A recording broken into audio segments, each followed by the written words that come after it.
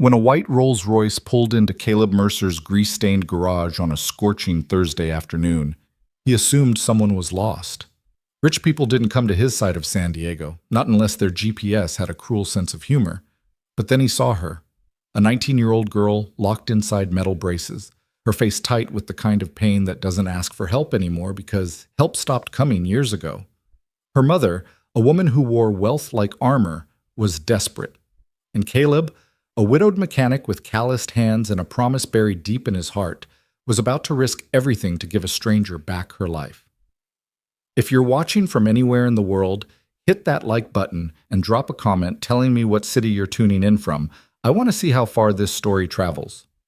Now, let's begin. The sun beat down on the cracked asphalt of Mercer's Auto Repair like it had a personal vendetta against anything still standing in this forgotten corner of San Diego. Caleb Mercer stood in the open bay door, a blue shop rag in one hand and a wrench in the other, squinting at the heat waves rising off the parking lot. The neighborhood was quiet, the kind of quiet that comes when people are too busy surviving to make noise. He'd been working on Mrs. Chen's Civic since dawn, replacing a timing belt that should have been changed 2 years ago. She couldn't afford it then. She could barely afford it now. But Caleb had learned a long time ago that some bills you just didn't send. The garage itself was a monument to making do. Cracked concrete floors, fluorescent lights that flickered when they felt like it, walls covered in calendars from parts suppliers dating back to 2015. The waiting area consisted of 3 mismatched chairs, a coffee maker that only worked if you hit it just right, and a collection of outdated magazines his late wife had organized before she got sick. He kept meaning to throw them out. 5 years later, they were still there. Caleb was 38, though some days he felt 60. Tall and lean, with dark hair that was starting to show gray at the temples, and hands that bore the permanent stains of a man who'd spent his whole life fixing things. His daughter, Emma, told him he needed to smile more. Easy for a 14-year-old to say. She hadn't watched someone die slowly, hadn't made promises to people who couldn't hear them anymore. He was about to head back inside when he heard it, the low, powerful purr of an engine that didn't belong anywhere near this zip code. Caleb straightened, watching as a white Rolls-Royce Phantom glided down the street like a swan that had wandered into a junkyard. "You've got to be kidding me," he muttered. The car turned into his lot, moving with the kind of cautious precision that suggested the driver was terrified of scratching it. It came to a stop near the garage entrance, and for a moment nobody got out. Caleb could see 2 figures inside, silhouettes behind tinted windows. Then the back door opened.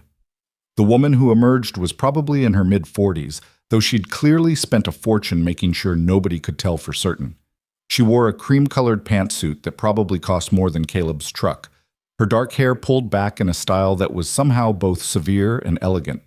Everything about her, from her posture to the way she glanced around the garage with barely concealed distaste, screamed money and power.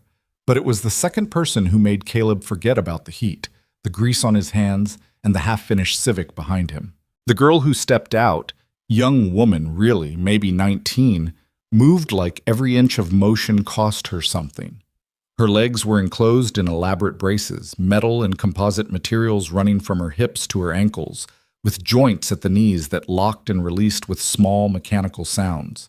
She gripped a cane in her right hand, her knuckles white with the effort. But it was her face that hit Caleb like a punch to the chest. She was trying so hard not to show the pain, lips pressed tight, eyes focused on the ground, breathing carefully controlled. He'd seen that expression before. His brother David had worn it every day for the last 3 years of his life. "Excuse me." The older woman's voice was crisp, professional, the kind of tone that was used to being obeyed. "Is there someone here who can help us? Our car has overheated." Caleb pulled himself back to the present. "That'd be me. Caleb Mercer." He walked toward them, noticing how the woman positioned herself slightly in front of the girl. Protective. "Let me take a look." He popped the hood and steam hissed out. The smell of hot coolant filled the air. A hose had burst, probably stressed by the heat. A simple fix, 15 minutes tops. But Caleb found himself glancing past the engine at the girl, who had moved to lean against the side of the building, her face turned toward the shade. "Coolant hose," he said, straightening. "I can have it done in 20 minutes. You're welcome to wait inside where there's AC." He gestured toward the small office that doubled as a waiting room. "Thank you." The woman's tone suggested she was used to people thanking her, not the other way around. "I'm Renee Vale. This is my daughter Harper." The names meant nothing to Caleb, though the way Renee said them suggested they should. He nodded at Harper, who managed a small, exhausted smile. "Nice to meet you both. Let me get you settled inside, then I'll handle the car." The waiting room was nothing like what they were used to. Caleb could tell that immediately. Renee's eyes swept over the worn chairs, the ancient magazines, the water cooler in the corner with visible mineral deposits. But she didn't complain. She simply helped Harper to the most stable-looking chair, moving with the practiced efficiency of someone who'd done this 1,000 times. Harper lowered herself into the seat with agonizing slowness, every muscle in her body tense. When she finally settled, she let out a breath that was almost a gasp. "Can I get you some water?" Caleb asked. "Fair warning, the cooler's older than my daughter, but the water's cold." "Please," Harper said softly. Her voice was hoarse, like she didn't use it much. Caleb filled 2 paper cups and handed them over. Renee accepted hers with a nod. Harper took hers with both hands, and he noticed the slight tremor in her fingers. "I'll be right outside if you need anything," he said, then headed back to the Rolls-Royce. He worked quickly, his hands moving through the familiar motions of loosening clamps, removing the burst hose, fitting the replacement. But his mind was elsewhere. The girl? Harper. Couldn't have been more than 19, 20 at most. And those braces weren't temporary. This was her life. Had been for a while based on the way she moved. Caleb knew more about mobility devices than most mechanics had any right to. His brother David had been paralyzed from the waist down after a motorcycle accident when Caleb was 22. For 8 years, Caleb had watched David struggle with wheelchairs, braces, experimental treatments that promised everything and delivered nothing. He'd learned to spot the signs of chronic pain, the way people compensated, the toll it took. Harper had all those signs and more. He was tightening the final clamp when he heard it, a sharp intake of breath, almost a whimper, quickly stifled. Caleb looked up. Through the office window, he could see Harper shifting in her chair, her face contorted. Renee was beside her immediately, one hand on her daughter's shoulder. Caleb set down his wrench and walked inside. "Everything all right?" Renee looked up, and for just a second her professional mask slipped. He saw exhaustion there, and fear, and something that might have been hope dying slowly. "She's fine. Just needs a moment." "Mom, I'm okay," Harper whispered, but her voice was strained. Caleb knew he should mind his own business. These were customers, strangers, people from a world so far removed from his that they might as well be from another planet. But he'd made a promise once, standing in a hospital room that smelled like antiseptic and defeat. He'd promised David that if he ever saw someone suffering the way David had suffered, he wouldn't look away. "Mind if I ask what kind of braces those are?" He kept his tone casual, the same voice he used when talking to customers about their cars. Renee's eyes narrowed slightly. "They're custom orthotic devices, made by one of the best medical equipment manufacturers in the country." "I'm sure they are," Caleb said. "But they're hurting her." "She has a spinal condition," Renee said, her voice taking on an edge. "The braces are necessary for support. Her doctors—" "I'm not questioning her doctors," Caleb interrupted gently. "But I spent 8 years watching my brother deal with braces, wheelchairs, every kind of mobility aid you can imagine. And I learned to tell the difference between necessary pain and pain that's being caused by the equipment itself." Harper looked up at him, and he saw something shift in her eyes. Interest, maybe even hope. "What do you mean?" Caleb pulled up one of the other chairs and sat down, leaning forward with his elbows on his knees. "When you're standing or walking, where does it hurt the most?" "My hips," Harper said immediately, "and my lower back." "But that's normal," the doctors said. "It's compensation," Caleb said. "Your body's trying to work around the braces instead of with them." "May I?" He gestured toward her legs. Renee started to object, but Harper nodded. Caleb moved closer, examining the braces without touching. They were impressive pieces of engineering, carbon fiber frames, titanium joints, precision manufacturing. Someone had spent a fortune on these. But the angles were wrong. "The knee joints," he said, pointing. "They're locked at slightly different angles. See how your left leg sits maybe 2 degrees more extended than your right. That means when you stand, your hips aren't level. Your left hip sits higher, so your spine has to curve to compensate. Every step you take, your lower back is twisting to keep you upright. Harper stared at him. I've seen 17 different specialists. Physical therapists, orthopedic surgeons, neurologists. Nobody ever... Her voice cracked. They all said the pain was part of my condition, that I just needed to manage it.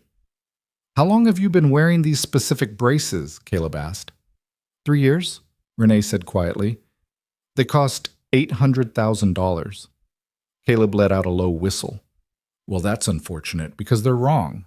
The problem isn't your condition, it's that these are fighting your body instead of supporting it. Renee stood up abruptly. Mr. Mercer, I appreciate your concern, but my daughter has received care from some of the most renowned physicians in the world. People with decades of experience and multiple degrees, and I'm a mechanic with dirty hands and a high school diploma, Caleb said, standing to meet her eyes.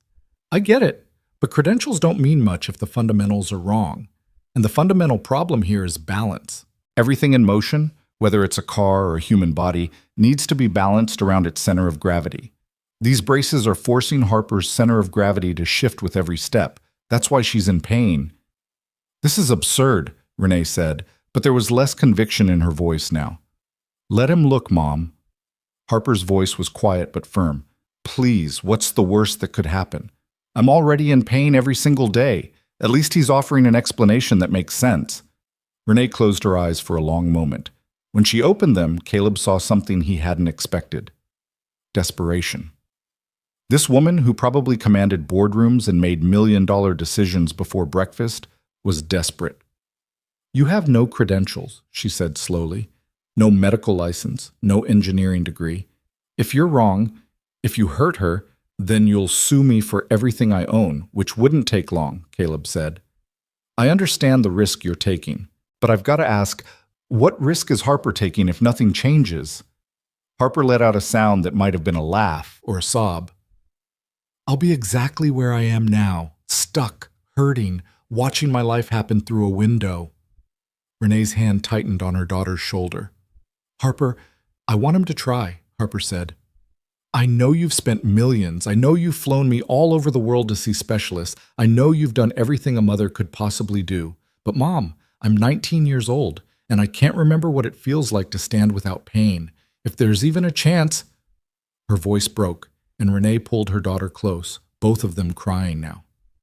Caleb looked away, giving them privacy, feeling like an intruder on a moment too raw for strangers to witness.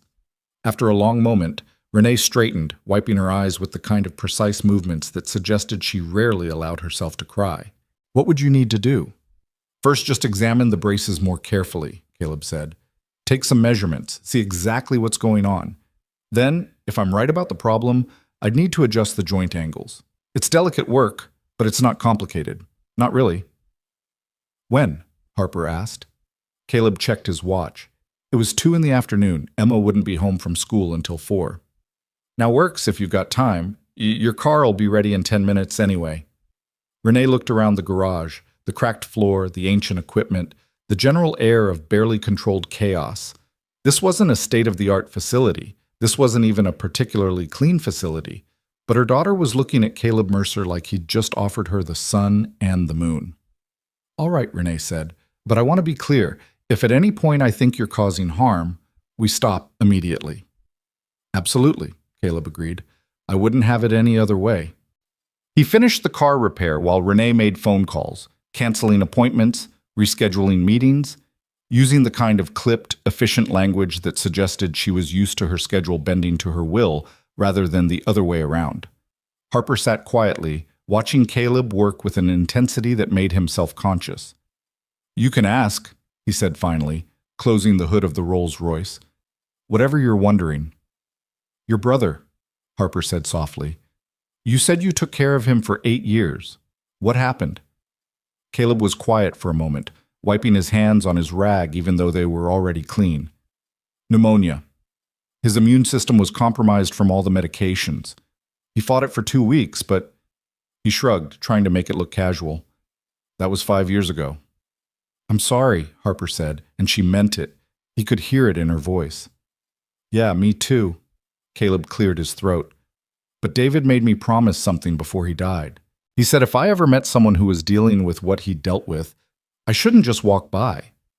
That's the thing about suffering. Once you've seen it up close, you can't unsee it. You can't pretend it's not happening. Harper nodded slowly. Most people pretend pretty well. Most people haven't watched someone they love struggle every day just to exist, Caleb said. Changes your perspective. He set up a work area in the garage bay, clearing off a large table and positioning it near his best light. Renee helped Harper over, the two of them moving in the synchronized way of people who'd been dealing with this for years. Harper sat on the table's edge while Caleb pulled up a stool and a notebook. All right, he said. First things first. I need to understand the mechanics of what we're working with. Talk me through what happened. How did you end up in braces? Harper took a breath, and he could see her mentally stepping back through years of painful memories. I was 8.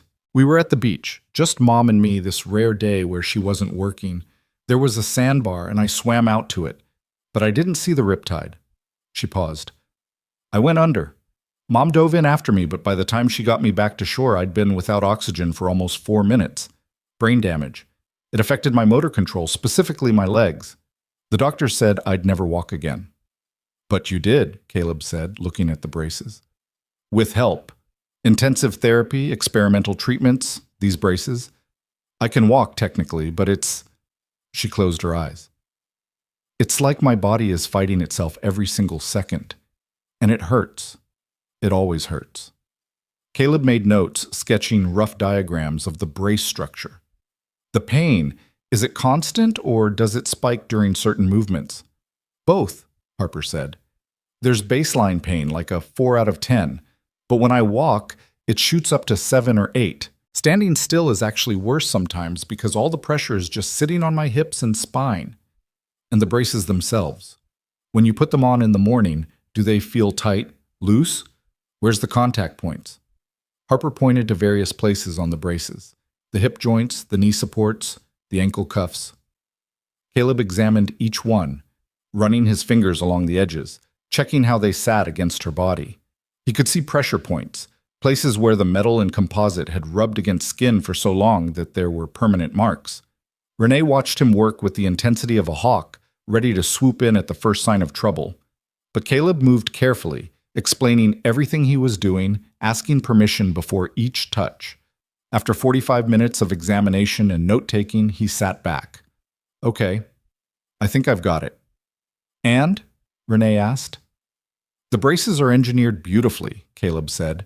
Whoever designed them knew their materials, knew the mechanics of load distribution, but they built them for a theoretical patient, not for Harper specifically. Look here. He pointed to the hip joints. These are set at angles that would be perfect for someone with completely symmetrical muscle development and bone structure.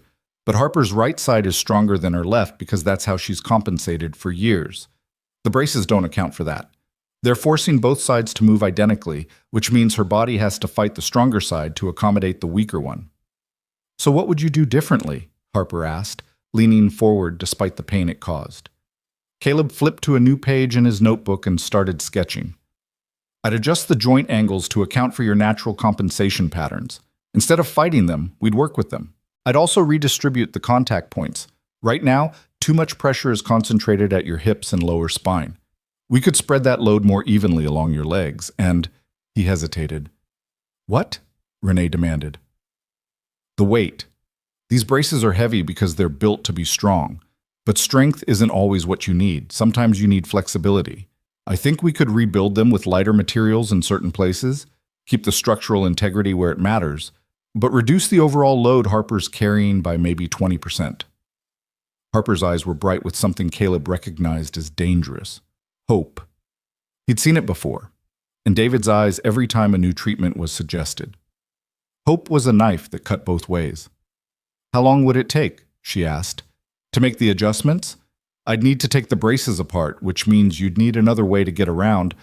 I have a wheelchair, Harper said quickly. In the car. I hate it, but I have it. Caleb nodded. Good. Then I'd say a week, maybe 2. I'd need to source some materials, do the mechanical work, test everything multiple times. We can pay you, Renee said. Whatever you need, I don't want your money, Caleb interrupted. Not yet. Not until we know if this actually works. If it does, you can pay me fair rate for the labor and materials. If it doesn't, he shrugged, then it's on me. Renee stared at him like he had just spoken a foreign language. I don't understand. Why would you do this? Caleb thought about David, about promises made in hospital rooms, and the weight of watching someone suffer when you couldn't help. He thought about his own daughter, Emma, and how he'd move mountains for her if she needed him to. Because I can, he said simply. And because Harper asked, that's enough. The silence that followed was broken by the sound of the office phone ringing. Caleb excused himself to answer it, Mrs. Chen asking about her Civic. He told her it'd be ready tomorrow, no charge for the extra work. When he came back, Harper and Renee were talking in low voices, their heads close together. They looked up as he approached. We'd like to proceed, Renee said formally, like they were signing a business contract. But I need to know, what if this makes things worse? What if you adjust something and Harper ends up in more pain? It was a fair question, the kind that required an honest answer. That's possible, Caleb admitted. Working with the human body is different from working with cars. There are more variables, more things that can go wrong. I can't guarantee this will work. All I can tell you is that I'll be careful. I'll test everything thoroughly, and if something doesn't feel right, we'll stop and reassess. Harper reached for her mother's hand. It's worth the risk. You don't know that, Renee said, but there was no heat in it, just fear. Yes, I do. Because right now, this is my life. Harper gestured at the braces, at her own body. Pain and limitation and watching everyone else move through the world while I'm stuck. If there's a chance, even a small one, that things could be different, I have to take it.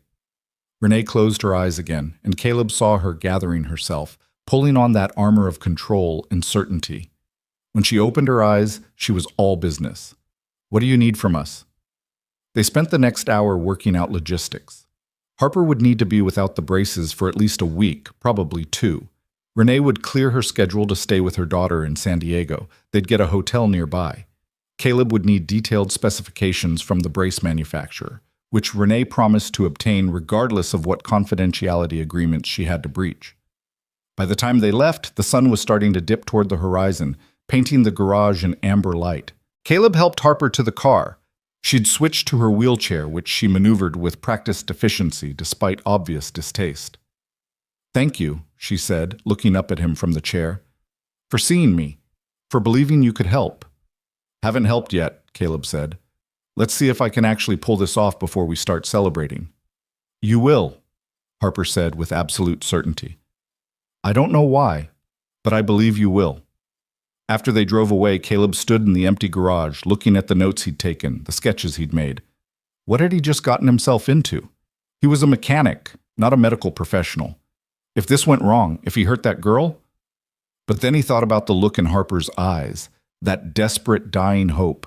He thought about David, about all the times he'd wish someone would just try something different instead of sticking to protocols and procedures that clearly weren't working. He thought about promises made and kept. All right, David, he said to the empty air. I'm going to need your help on this one. His phone buzzed. Emma, texting that she was home and starting homework. Caleb smiled, locked up the garage, and headed home. Tomorrow, he'd start figuring out how to keep the promise he'd just made. Tonight, he'd have dinner with his daughter and try not to think about all the ways this could go catastrophically wrong. Emma was waiting at the kitchen table when Caleb got home, her algebra textbook open, but clearly forgotten. At 14, she had her mother's eyes and her father's stubborn chin, and right now both were pointed directly at him with an expression he knew all too well. You're late, she said, not looking up from her phone. And you've got that look. What look?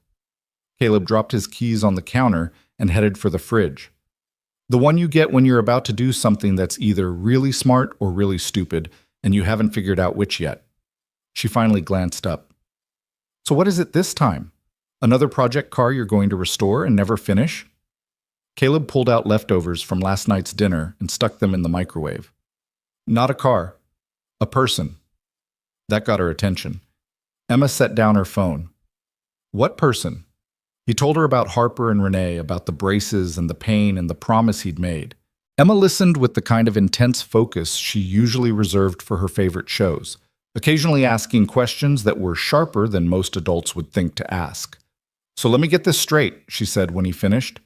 "You're going to take apart some super expensive medical equipment that was made by actual professionals, redesign it based on what you learned from Uncle David, and hope you don't accidentally make things worse for this girl." "That about sums it up, yeah." Emma was quiet for a moment. Uncle David would have liked that. He always said the worst part wasn't the chair or the pain. It was everyone treating him like he was made of glass, like he couldn't handle the truth. "I remember." Caleb pulled his dinner from the microwave and sat across from her. "He made me promise, before he died, that if I ever saw someone suffering the way he did, I wouldn't just walk away." "I know, Dad. You've told me." Emma's voice was gentle. "But you also need to be realistic. What if you can't help her? What if you make things worse?" It was the same question Renee had asked, and Caleb still didn't have a better answer. "Then I'll have to live with that. But Em, you didn't see her face. She's 19 years old, and she looks like she's already given up on everything that matters. If there's even a chance I can change that, then you have to try," Emma finished. "I get it. Just be careful, okay? You've got a tendency to care too much about other people and not enough about yourself." Caleb smiled. "When did you get so wise?" "I've always been wise. You just don't listen." She stood up and kissed the top of his head. "I'm going to finish my homework. Try not to stay up all night researching biomechanics or whatever." But that's exactly what Caleb did. After Emma went to bed, he pulled out his laptop and dove into everything he could find about mobility braces, spinal injuries, compensation patterns, and gait mechanics. He read medical journals he barely understood, watched videos of physical therapy sessions, and sketched design after design in his notebook. By 2 in the morning, his eyes were burning and his brain felt like mush, but he had the beginnings of a plan. The modifications he wanted to make weren't revolutionary. They were just logical applications of principles he already understood. Balance, distribution of force, working with the body's natural tendencies instead of against them. He finally fell asleep at his kitchen table, his head pillowed on his arms, dreaming of angles and joints, and a girl who'd forgotten what it felt like to move without pain. The next morning, Renee called at exactly 8 o'clock. Caleb was already at the garage, having woken at dawn with ideas he needed to work out on paper. "We're at the Bayfront Hotel," she said without preamble. "Room 412.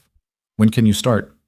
"I need the manufacturer's specifications first," Caleb said. "And I want to take another look at the braces in better light, get some precise measurements. I'm having the specs sent to your email. They should arrive within the hour." There was a pause. "I may have threatened legal action to get them to cooperate." "I'm not going to ask." Caleb grabbed a notepad. "I can come by this afternoon, around 2? That work for you?" "We'll be here." The specifications arrived at 9:15, and Caleb spent the next 4 hours poring over them. The braces were even more sophisticated than he'd thought. Microprocessors in the joints that adjusted resistance based on movement patterns, sensors that tracked stress distribution, composite materials that were stronger than steel and lighter than aluminum. Someone had put serious engineering genius into these things. They just hadn't put in enough humanity. At 2 o'clock sharp, Caleb knocked on the door of room 412 at the Bayfront Hotel. Renee answered immediately, like she'd been waiting by the door. "Come in. Harper's resting, but she's awake." The hotel room was one of those suites that cost more per night than Caleb made in a week. Harper was on the couch by the window, her legs elevated on pillows, the wheelchair folded nearby. She looked tired, but she smiled when she saw him. "Hey," she said. "Ready to take me apart?" "Just the braces," Caleb said, setting down his tool bag. "You get to stay in one piece." He spent the next hour doing a detailed examination, measuring every joint angle, every contact point, every stress distribution pattern. He had Harper move through different positions, sitting, standing with support, taking a few careful steps, while he observed how the braces interacted with her body. Renee watched it all with hawk eyes, occasionally asking questions that revealed she'd spent the night doing her own research. She might not understand the mechanics the way Caleb did, but she was smart enough to know when something didn't make sense. "The left hip joint," she said at one point. Why is it set 2 degrees higher than the right? Because whoever designed these assumed Harper's hips were level, Caleb explained. But they're not. Her right hip sits slightly higher because of how her spine compensates for the muscle weakness on her left side. The braces are trying to force her into a position her body physically can't maintain. Harper winced as she shifted position. Is that why it always feels like I'm fighting myself when I walk? Exactly. Your body knows what it needs to do to stay balanced. The braces are telling it to do something different. That conflict is causing the pain. After the examination, Caleb laid out his plan. He'd need to disassemble the braces completely, which would take a full day. Then he'd adjust the joint angles, redistribute the contact points, and replace some of the heavier structural elements with lighter alternatives that would maintain strength while reducing weight. How long? Harper asked. 2 weeks if everything goes right. Maybe 3 if I run into problems. Caleb looked at Renee. And there will be problems. There always are when you're working with something this complex. What kind of problems? Renee's voice had that sharp edge again. Material issues, mostly. Some of what I want to do will require fabrication, custom parts that don't exist yet. I'll need to source materials, test them, make sure they can handle the stress loads. He paused. And there's always the chance I'll get everything put back together and realize I was wrong about the problem. Harper reached for her mother's hand. It's okay, Mom. I trust him. You trust too easily, Renee said, but there was no heat in it. She looked at Caleb. What do you need from us? Just patience. And Harper needs to be careful in the wheelchair. No risks, no pushing it. The last thing we need is an injury while we're doing this. They agreed that Caleb would take the braces with him that afternoon. Renee had already arranged for a car service to take Harper anywhere she needed to go, and the hotel was wheelchair accessible. Harper removed the braces with Caleb's help, a process that took 20 minutes and left her pale and shaking. God, I hate this part, she whispered as the last piece came off. Hate what? Caleb asked, carefully setting the brace components in the protective case he'd brought. Being helpless, being the girl in the chair who needs help with everything. Harper blinked hard against tears. I know I should be grateful I can walk at all. The doctor said I never would, but sometimes I just want to run, just once. I want to know what it feels like. Caleb looked at this girl who'd been dealt a terrible hand and had somehow not let it destroy her, and he felt the weight of what he'd promised settle even heavier on his shoulders. We'll get you there, he said. One way or another. The first 3 days were spent just understanding what he was working with. Caleb disassembled the braces piece by piece, documenting everything, taking measurements, testing the range of motion in each joint.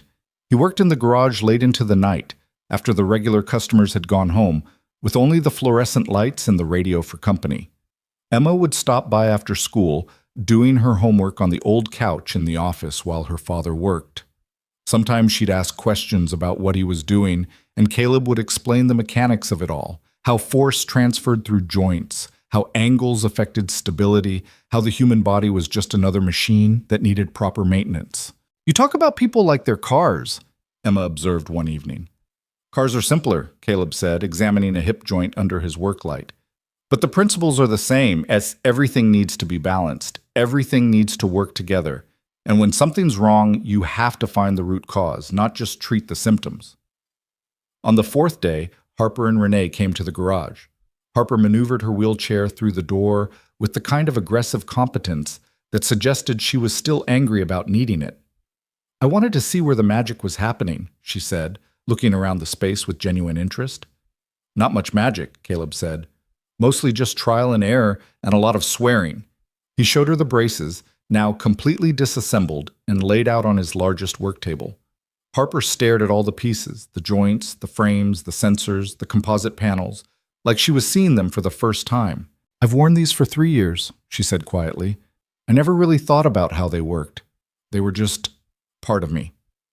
That's the problem, Caleb said. They shouldn't feel like a part of you. They should feel like a tool you're using, something that makes your life easier, not harder.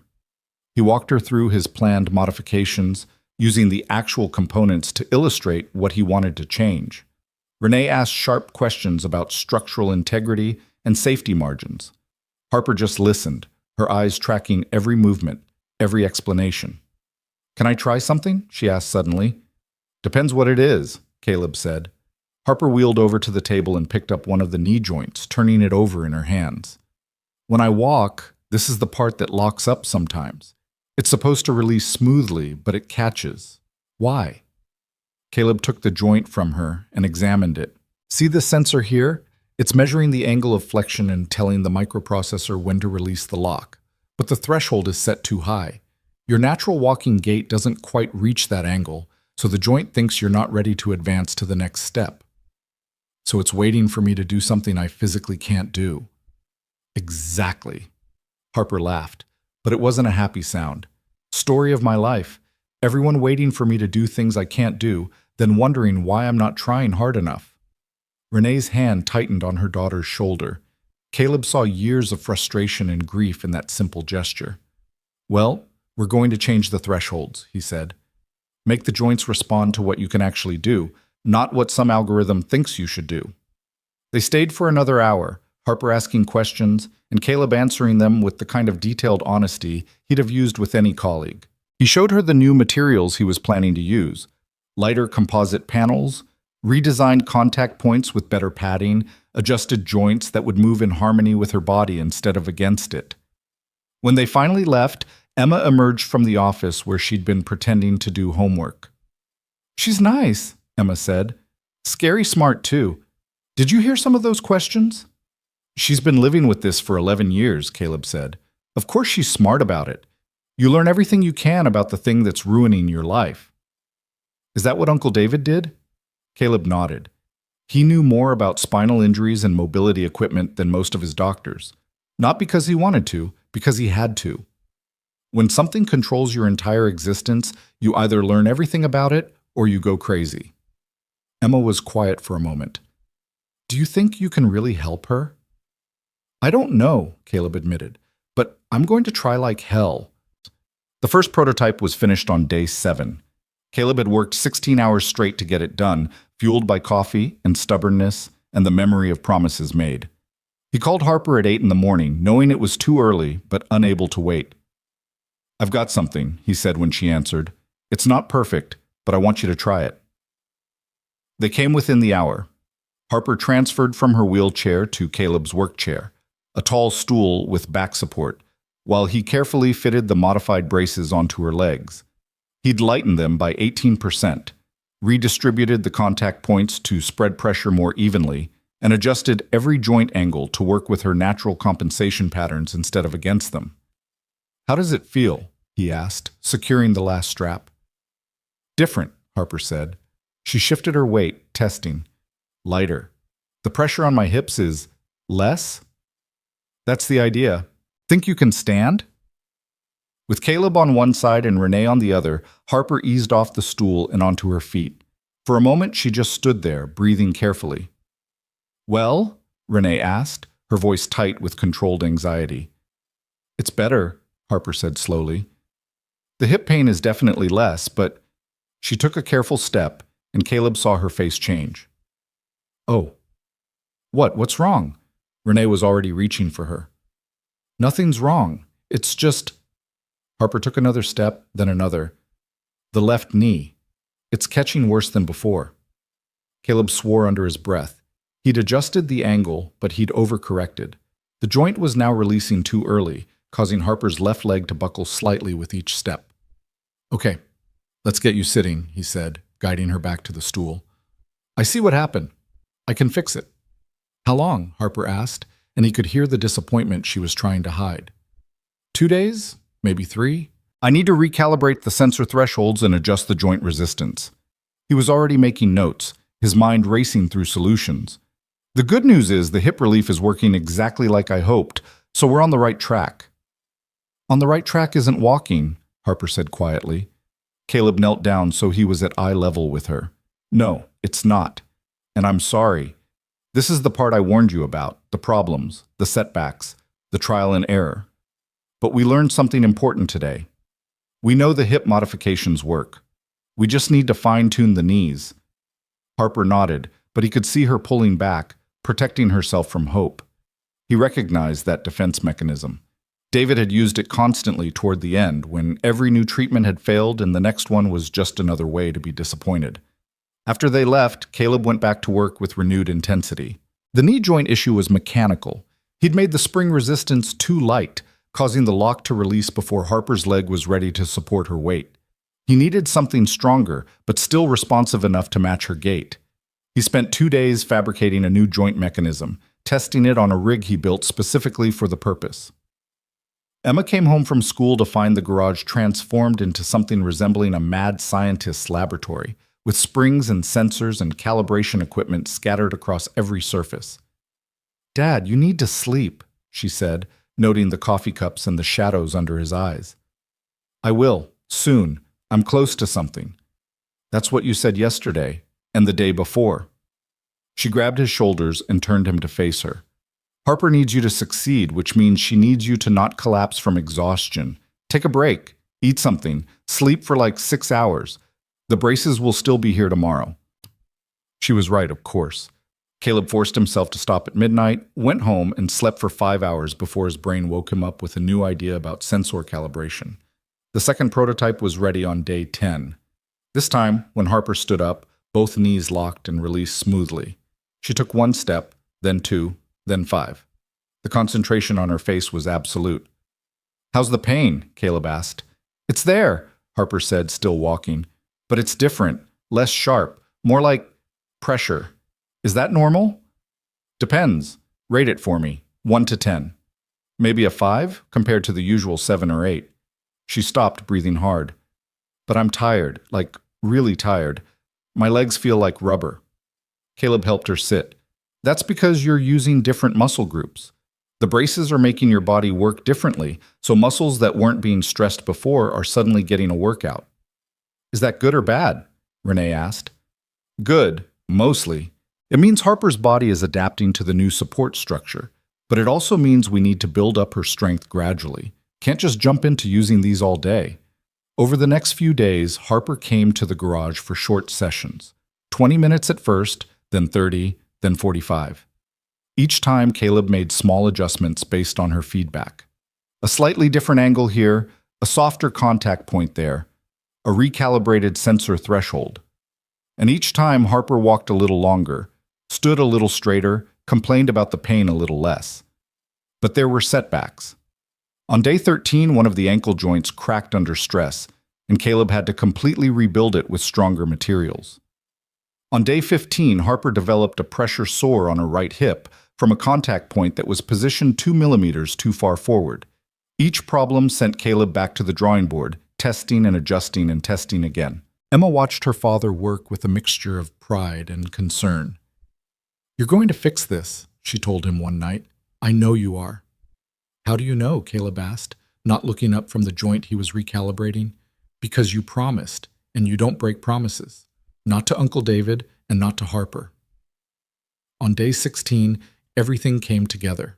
The modifications were complete, the calibrations were perfect, and when Harper stood up, she didn't wince. She took 1 step, then another, then started walking around the garage with increasing confidence. "How do you feel?" Caleb asked, watching her carefully for signs of pain or instability.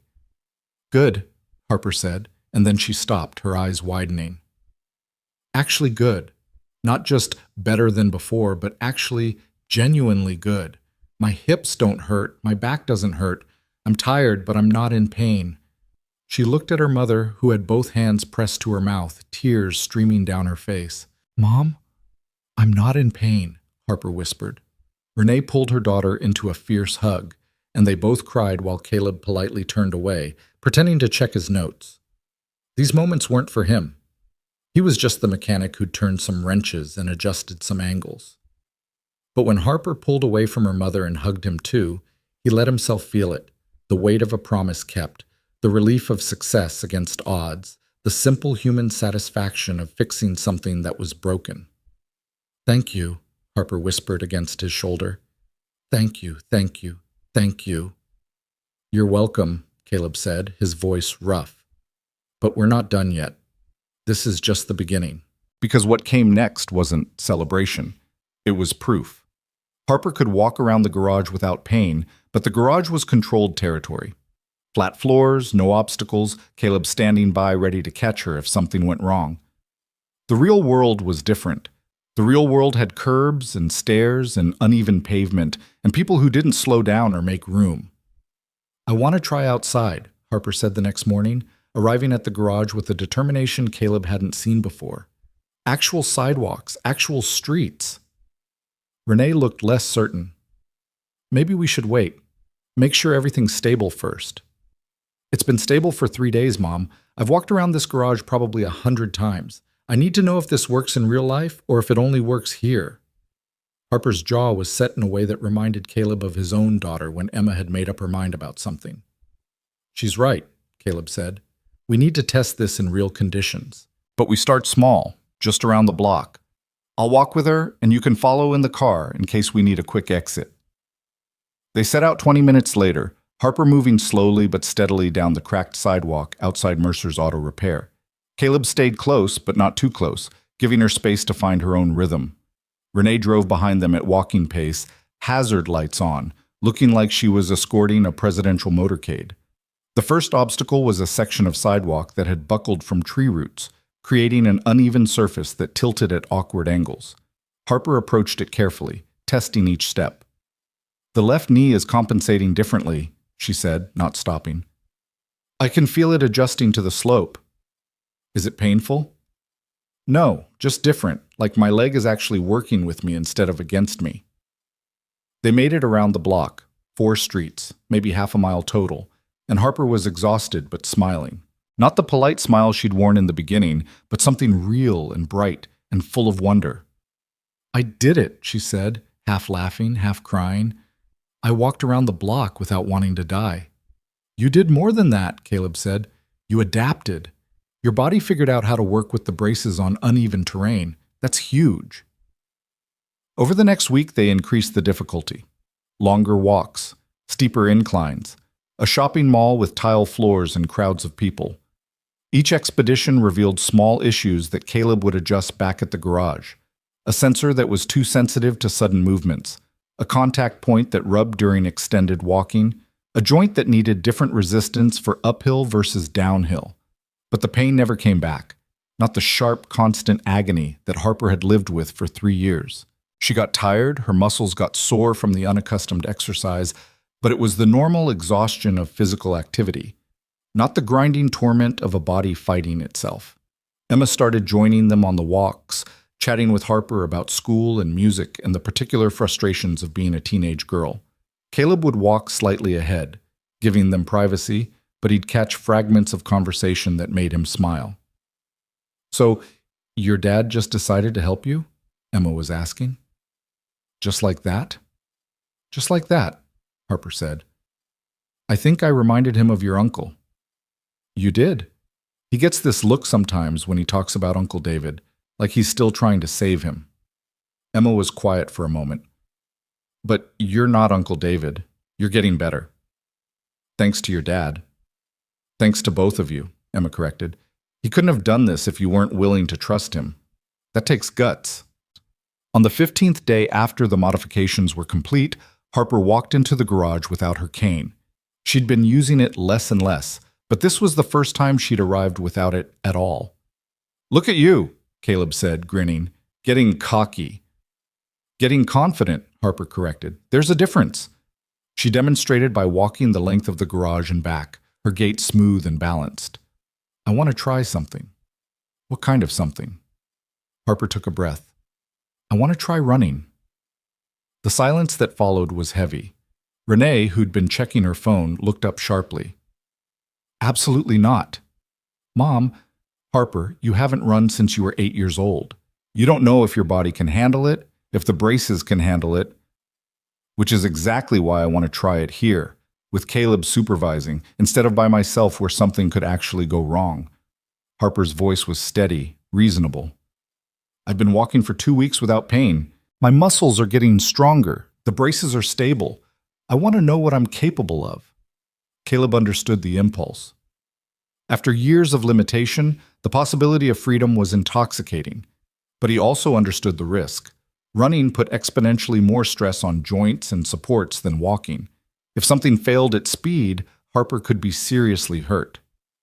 "Let's compromise," he said. "Not running, not yet. But we could try jogging, very light, very slow, just to see how the braces respond to increased impact." Renee looked like she wanted to argue, but Harper was already nodding. "Okay, yes, let's try that." They cleared a path through the garage, moving equipment and cars to create a straight runway about 30 yards long. Caleb set up a camera to record the test. If something went wrong, he wanted footage to analyze. Then he walked Harper through a series of stretches, warming up muscles that hadn't been asked to run in over a decade. "Start slow," he instructed. "Not even a jog yet, just a fast walk. I want to see how the braces handle the increased pace before we add impact." Harper started walking, then gradually increased her speed. The braces moved smoothly, joints adjusting to the faster rhythm. Her breathing got heavier, but her form stayed stable. "How does it feel?" Caleb called. "Good. Really good." Harper's face was flushed with exertion and excitement. "Can I go faster?" "Little bit. Don't push it." Harper increased her pace to something between a walk and a jog, her feet barely leaving the ground. And then, whether by intention or instinct, she pushed off harder and her stride opened up, and for 3 steps, just 3, she was actually running. The 4th step, her left knee buckled slightly. Not enough to make her fall, but enough to scare everyone watching. Harper immediately slowed to a walk, breathing hard. "I'm okay," she said quickly, seeing the panic on her mother's face. "I'm okay. The knee just—" It felt like the lock released a fraction too early. Caleb was already reviewing the camera footage on his phone, watching the moment in slow motion. Harper was right. The sensor had released the lock about 50 milliseconds too soon, causing a momentary instability. At walking speed, it wouldn't have mattered. At running speed, it had nearly caused a fall. "No more running," Renee said flatly. This was a mistake. "It wasn't a mistake," Caleb said, still studying the footage. "It was information.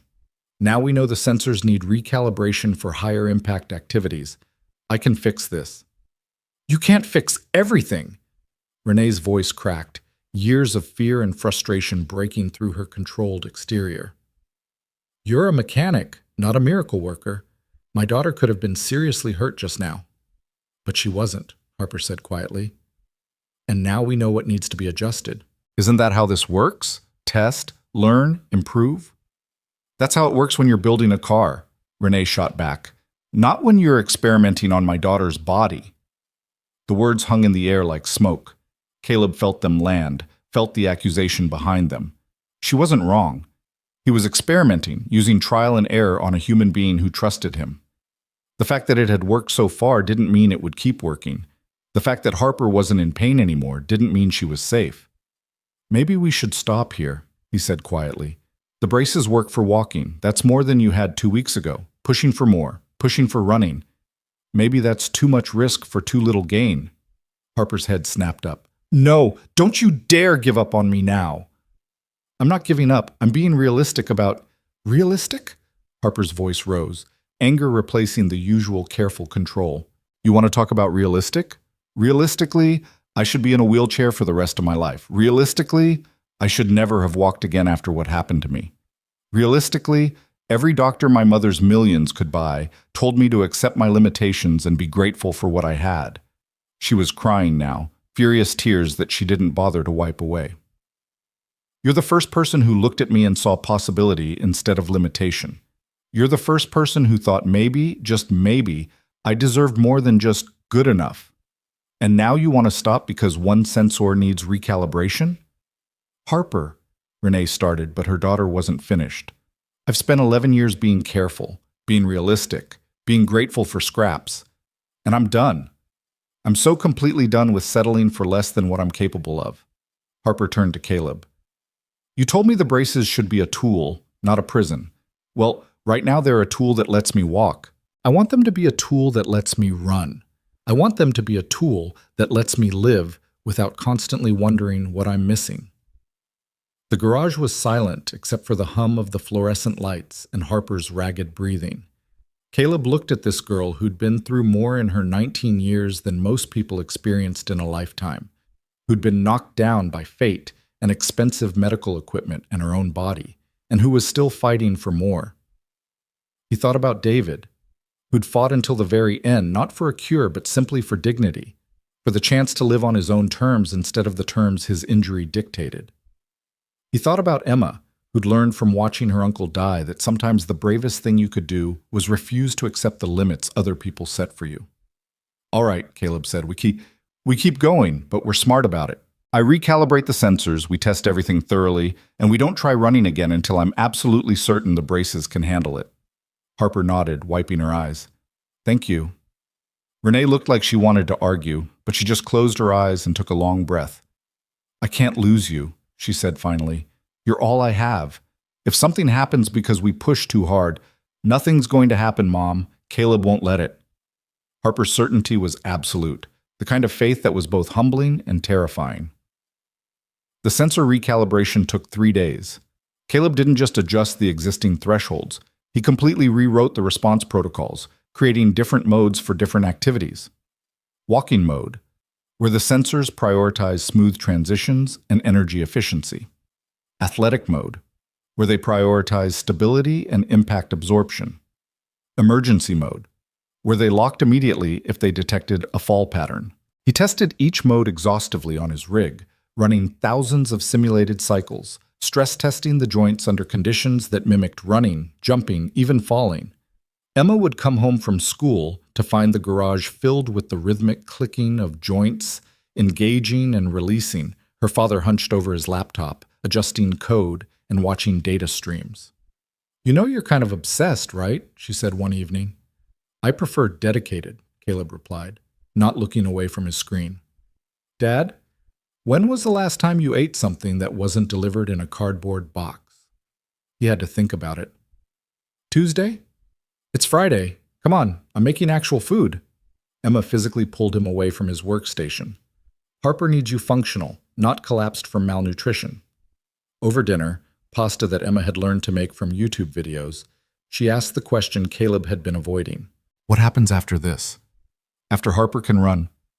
What do you mean? I mean, you've basically invented a better mobility brace. What happens when other people find out? When other families like Harper's want your help? Caleb hadn't thought that far ahead. He'd been so focused on keeping his promise, on helping one person, that he hadn't considered the implications. I don't know. I'm not set up for that. I'm a mechanic, not a medical device manufacturer. Maybe you should be both, Emma said. Uncle David would have loved something like what you made for Harper. How many other people are out there right now dealing with the same pain, the same limitations, because nobody's thought to question whether their equipment is actually helping them? It was a good question, a dangerous question, because once Caleb started thinking about it, he couldn't stop.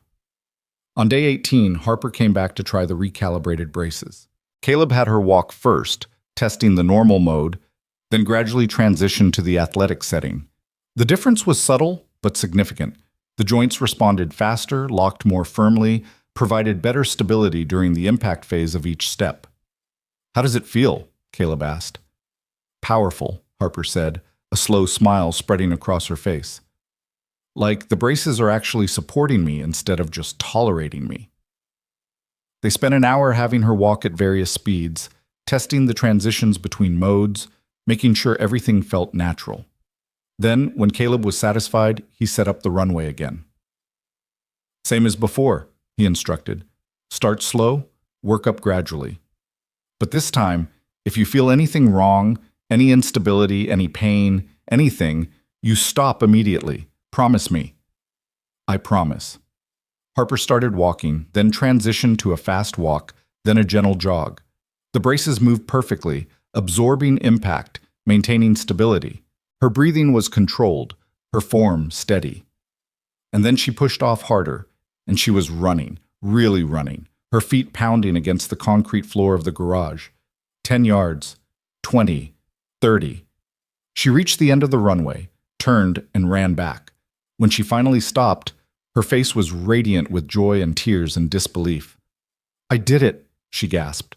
I ran. I actually ran. Renee was crying openly now, all her careful control abandoned. She pulled Harper into a hug, both of them laughing and sobbing. Caleb stood back, checking the camera footage one more time to make sure the braces had performed correctly, that there were no warning signs he'd missed. Everything looked good. Better than good. Perfect. Emma, who'd come to watch, sidled up next to him. "You did it, Dad." "We'll see. This was just one test. We need to make sure it's repeatable, that the braces hold up over time." "Dad, you did it. Let yourself feel good about it for like 5 seconds." So Caleb did. He watched Harper and Renee celebrate, watched this girl who'd been told she'd never walk again now jumping up and down with excitement, and he let himself feel the satisfaction of a job well done. But that satisfaction lasted exactly 2 days. The letter arrived at the garage on a Tuesday morning, delivered by courier. Heavy paper, expensive letterhead, the kind of official document that always meant trouble. Caleb opened it, standing in the parking lot, squinting against the morning sun. It was from Brandt Medical Technologies, the company that had manufactured Harper's original braces. They were aware that he had modified their proprietary medical device without authorization. They were aware that he had no medical credentials or engineering certifications. They were aware that he was operating outside the bounds of FDA regulations regarding medical device modification. They wanted him to cease all activities related to the braces immediately. They wanted the modified devices returned to them for inspection. And they were considering legal action for intellectual property theft, unauthorized medical practice, and reckless endangerment. Caleb read the letter 3 times, his stomach sinking further with each pass. He'd been so focused on helping Harper that he hadn't thought about the legal implications. He'd modified a medical device worth hundreds of thousands of dollars. He'd effectively practiced medicine without a license, and now a major corporation with unlimited legal resources wanted to shut him down. He called Renee. She answered on the first ring. "We got one too," she said before he could speak. "They're threatening to sue me for allowing unauthorized modification of medical equipment. They're threatening to report Harper's case to the medical board as an example of what happens when people circumvent proper channels." "I'm sorry," Caleb said. "I should have thought about this. Should have known there would be consequences." "Don't apologize. You gave my daughter her life back. I'll deal with Brandt Medical." Her voice took on that steel edge Caleb had heard the first day they met. "They're not going to intimidate us into silence." But it wasn't just Brandt Medical. Over the next week, Caleb received letters from medical societies, disability advocacy groups, even the state medical board. Some were concerned about patient safety. Some were worried about precedent. Some were just angry that an outsider had succeeded where certified professionals had failed. The pressure was intense and constant. Caleb's phone rang at all hours. Reporters wanting interviews, lawyers offering representation, disability rights activists who thought he was either a hero or a menace depending on their perspective. He stopped answering calls from numbers he didn't recognize. Emma watched her father stress himself into exhaustion and finally put her foot down. "You need to talk to someone. Someone who knows about this stuff." "Like who? A lawyer?" "Like Harper. She's the one who's actually affected by all this. What does she want to do?" Caleb realized he'd been so busy defending himself that he hadn't asked the one person whose opinion actually mattered. He called Harper that evening. "I was wondering when you'd reach out," she said. "Mom told me about the letters, about Brandt trying to shut you down." "I'm sorry. This is my fault. I should have been more careful, should have gone through proper channels." Caleb, stop. "There are no proper channels for what you did. That's the whole problem." Harper's voice was firm. "The system is designed to protect companies like Brandt, not patients like me. They spent 3 years selling me braces that caused me pain, and nobody questioned it because they had the right certifications and the right credentials. You fixed me in 3 weeks because you actually listened. That doesn't change the fact that I broke rules, important rules probably." "Rules that needed breaking," Harper said. "Look, I've been thinking about this, about what happens next, and I want to fight." "Fight how?" "Go public, tell my story, show the world what you did and why it mattered. Brandt wants to shut us down quietly. Make this go away before anyone asks uncomfortable questions about why their expensive equipment was causing harm. I say we make it loud. We make it so loud they can't ignore it." Caleb's first instinct was to refuse. He didn't want attention. He didn't want to be a crusader or a symbol. He just wanted to help one person keep a promise to his dead brother.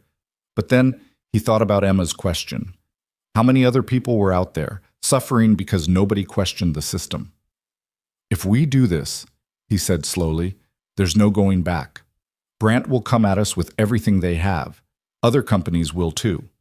We could lose badly. I've already lost, Harper said. I lost 11 years of my life to pain and limitation. The worst thing they can do to me now is try to take away what you gave back, and I won't let that happen without a fight. The decision was made. They would go public, tell Harper's story, and let the world decide whether what Caleb had done was reckless endangerment or necessary innovation. But first, they needed proof. Real scientific proof that the modifications worked, and for that they needed someone with credentials that couldn't be dismissed. That's when Renee suggested Dr. Vanessa Hart. Dr. Vanessa Hart was the professor of biomedical engineering at Stanford, a woman whose research on adaptive prosthetics had earned her international recognition and a reputation for challenging conventional thinking. She was also, according to Renee's research, someone who'd been publicly critical of medical device manufacturers prioritizing profit over patient outcomes. She's our best shot, Renee said, showing Caleb articles Dr. Hart had written about innovation barriers in the medical device industry. If anyone will understand what you did and why it matters, it's her. And if she thinks I'm a reckless idiot who got lucky, Caleb asked, then we're no worse off than we are now. Renee's jaw was set. But I don't think she will. I think she'll see what I see. Someone who solved a problem everyone else ignored because they were too invested in the existing system. Renee made the call that afternoon. Caleb listened to one side of the conversation, trying to gauge Dr. Hart's reaction from Renee's carefully neutral responses. When Renee finally hung up, she was smiling. She'll see us. Tomorrow, at her lab. She wants to examine Harper and review your modifications. Renee paused. She also said she's been waiting for someone to challenge Brandt for years. Apparently, they've been blocking innovation in mobility devices to protect their market share. The drive to Stanford the next morning felt surreal. Caleb followed Renee's car north on the 101, Emma riding shotgun because she'd refused to miss this. Harper sat in the back seat of her mother's Mercedes, nervous energy radiating off her in waves. Dr. Vanessa Hart met them in her lab, a sprawling space filled with equipment Caleb couldn't begin to identify. She was in her early 50s, black, with natural hair pulled back in a bun and sharp eyes that missed nothing. She shook Caleb's hand with a grip that suggested she didn't suffer fools. Mr. Mercer, I've read the documentation Ms. Vale sent over. Impressive work for someone without formal engineering training. Her tone was neutral, giving nothing away. Thank you, I think, Caleb said. It wasn't entirely a compliment. Your methods were unorthodox, your safety protocols were practically non-existent, and you took risks that could have resulted in serious injury. Dr. Hart turned to Harper. But you're walking without pain for the first time in years, so clearly something went very right. I want to understand what. She spent the next 3 hours putting Harper through a battery of tests. Gait analysis on a specialized treadmill equipped with sensors that measured everything from joint angles to pressure distribution. Range of motion assessments. Strength evaluations. She examined the modified braces with the kind of meticulous attention Caleb recognized from his own work, taking measurements, testing joints, reviewing every modification he'd made. Emma and Caleb sat on stools near the back of the lab, watching in silence. At one point, Emma leaned over and whispered, "She's either going to call you a genius or report you to every regulatory agency in California." "Could be both," Caleb muttered. Finally, Dr. Hart had Harper rest while she reviewed the data on her computer. The silence stretched out, broken only by the hum of equipment and the clicking of keys. Renee stood behind Dr. Hart's shoulder, trying to read the screens, her anxiety barely controlled. "Well," Dr. Hart said finally, turning to face them, "this is extraordinary." The word hung in the air. Caleb wasn't sure if extraordinary was good or bad in this context. "The modifications you made," Dr. Hart continued, looking at Caleb, "demonstrate an intuitive understanding of biomechanics that most of my graduate students would struggle to achieve. You identified the core problem. that the original braces were designed for a theoretical patient rather than Harper specifically, and you solved it using first principles engineering. No unnecessary complexity, no overthinking, just elegant problem solving. So you're saying he was right? Renee asked. I'm saying he was brilliant. Dr. Hart pulled up a comparison on her screen, Harper's gait before and after the modifications. Look at this. The original braces forced Harper's body into an unnatural alignment, causing chronic stress on her hips and spine. Mr. Mercer's modifications work with her body's natural compensation patterns. The result is a 63% reduction in joint stress and a 47% improvement in energy efficiency. These aren't marginal gains, this is transformative. Harper's hand found her mother's. Both women were crying again, but this time it was relief rather than fear. But, Doctor, Hart added, and Caleb's heart sank at that word. From a regulatory standpoint, what you did was completely illegal. You modified a Class II medical device without authorization. You practiced medicine without a license. You conducted human trials without oversight or approval. Any one of those violations could result in serious legal consequences. I know, Caleb said quietly. I knew it was risky, but Harper was in pain and I thought I could help. And you did help. That's the problem Brant Medical is facing right now. They can't argue that your modifications were harmful because Harper is demonstrably better. So instead they're arguing that you broke rules, which you did, and that breaking rules is dangerous, which it can be. Dr. Hart stood up, pacing. The medical device industry has legitimate reasons for regulation. We don't want random people making modifications to equipment that keeps people alive. But the system has become so rigid that it stifles innovation and protects corporate interests over patient welfare. So what do we do? Emma asked. She'd been quiet until now, but her voice was steady. Just let them shut my dad down?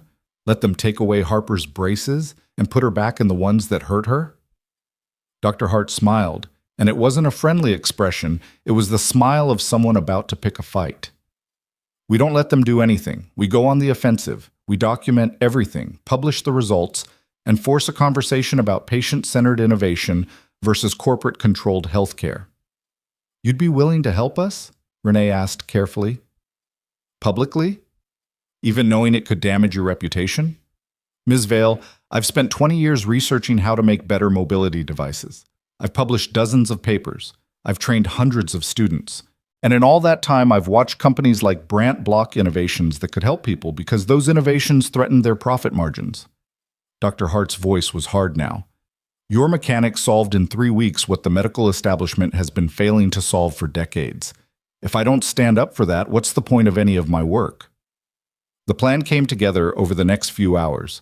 Dr. Hart would conduct a full analysis of Harper's case, documenting the problems with the original braces and the improvements from Caleb's modifications.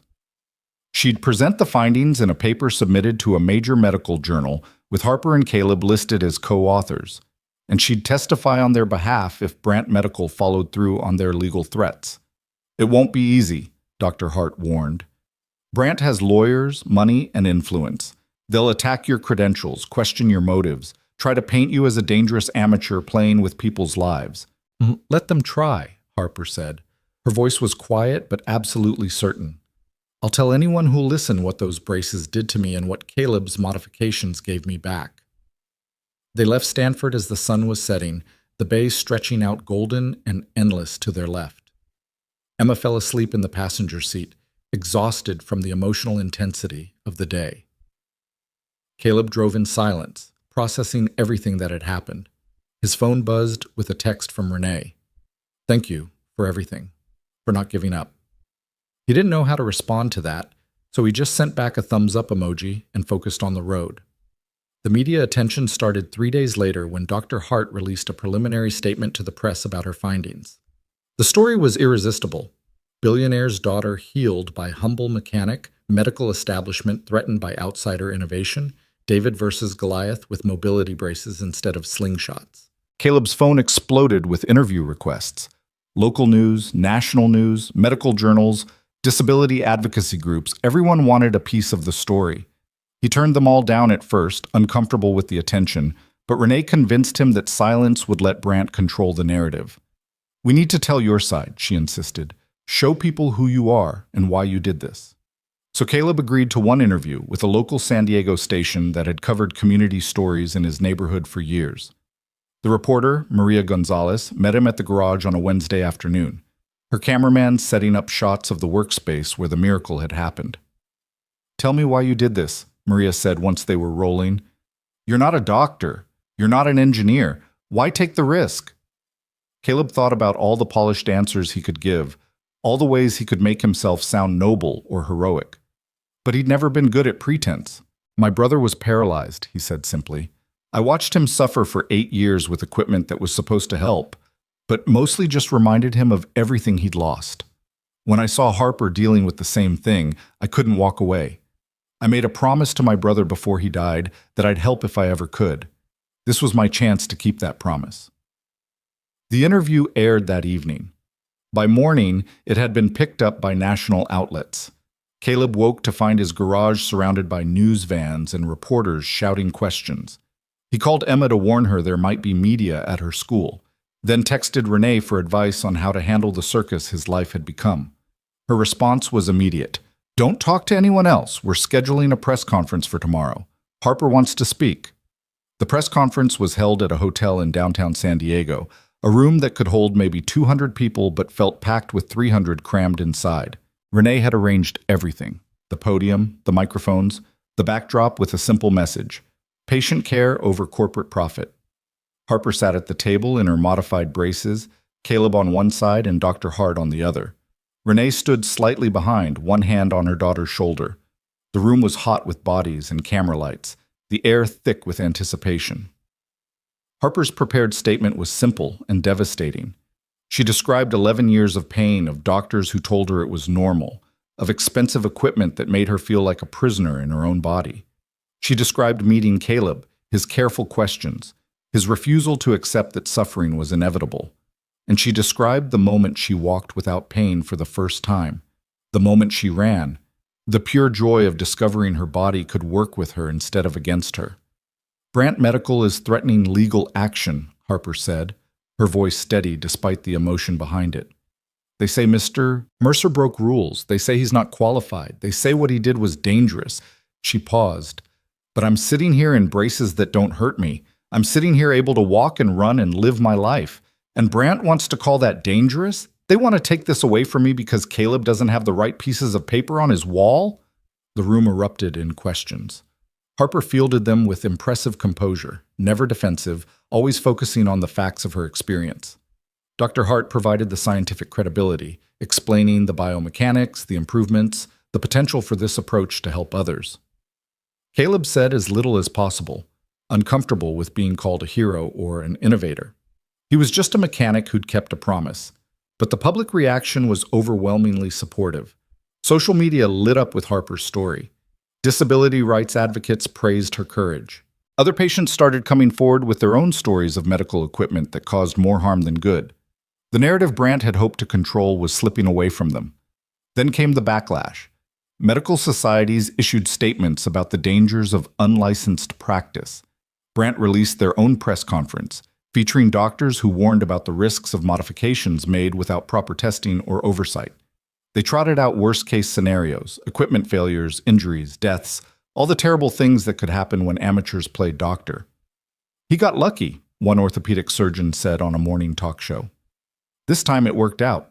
But for every success story like Harper Vale, there could be 10 disasters we never hear about. The regulations exist for a reason." The uncertainty was exhausting. Caleb found himself second-guessing everything, lying awake at night wondering if the surgeon was right. What if he had just gotten lucky? What if the next person he tried to help got hurt?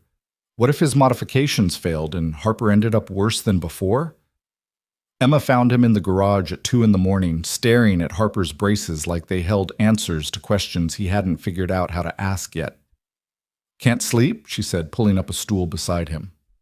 "Wondering if I made a mistake. Not in helping Harper, in going public with it. Maybe I should have just fixed her braces and left it at that. And let Brant keep selling equipment that hurts people? Let other families suffer because nobody wants to challenge the system?" Emma shook her head. "Dad, I know this is scary, but you did something important. You proved that the system isn't always right, that sometimes the people with the credentials are wrong and the people with the heart are right.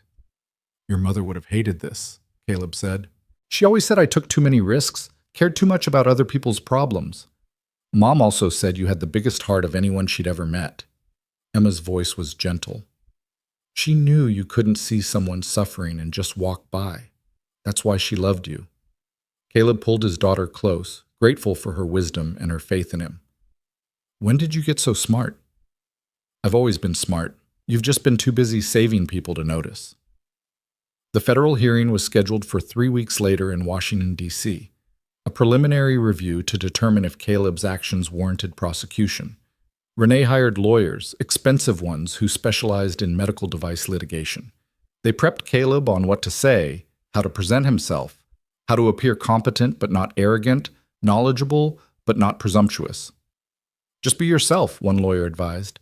You're a sympathetic figure, the working-class hero who helped someone in need. Don't try to be something you're not. The night before they flew to D.C., Caleb sat in his garage one last time, looking at the space where everything had started. The old chairs, the coffee maker, the scattered tools and equipment. This was who he was, a mechanic in a rundown garage, trying to fix things that were broken.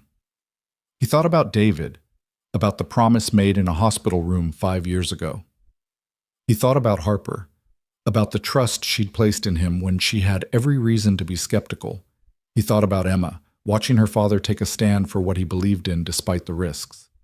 Whatever happened tomorrow, he'd kept his promises. That had to count for something. The hearing room was smaller than Caleb expected, formal and cold with wood paneling and the seal of some federal agency he didn't recognize on the wall. A panel of 5 people sat at a raised table, doctors, lawyers, bureaucrats, all of them looking at Caleb like he was a particularly interesting specimen under a microscope. The Brandt medical lawyers went first, laying out their case with precision and barely concealed contempt. Caleb had violated federal regulations. He had no credentials.